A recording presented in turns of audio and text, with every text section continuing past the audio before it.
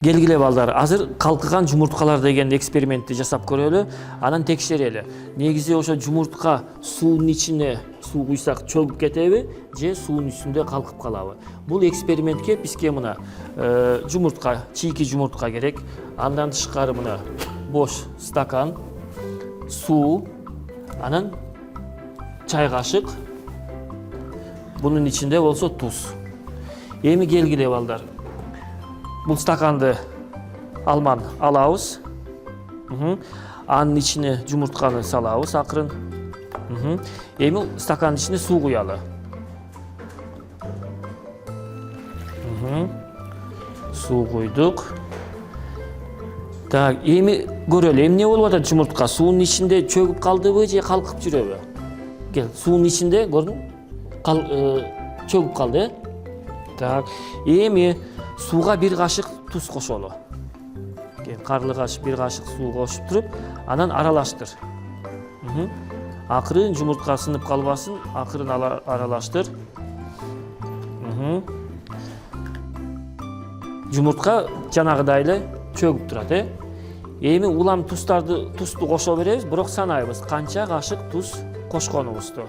Канча кашык туз коштуң? 2, так. Андан кийин жумуртка өйдө көтөрүлгөнгө чейин тузду кошо беребиз, бирок санайбыз. Канча жолу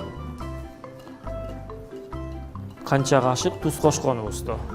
Так. Кел дагы кошолу. Аралаштырабыз. Мына көрдүңөрбү? Жумуртка акырындан көтөрүлүп баратат, балдар. Так. Мына көрдүң, канча кашык туз коштуң, эсиңдеби? 6 кашык туз коштуң. Эми, балдар, эмне болуп атат ушул жерде? Эң биринчи тажрыйба жасаганда жумуртканын тыгыздыгы суунукунан жогору болгондуктан ал чөгүп кеткен. Андан кийин улам тузду кошуп аткан сайын жумуртканын тыгыздыгы суунукунан төмөн болуп калды, ошондуктан көтөрүлдү. Балдар карагыла, бул суу кандай болуп калды? Туздуу. Туздуу суу болуп калды. А Кыргызстанда кайсы туздуу көл бар? Ысык көл. Ысык көл. Сен да билесиңби ысык көлдү? Жыл сайын барасыңарбы?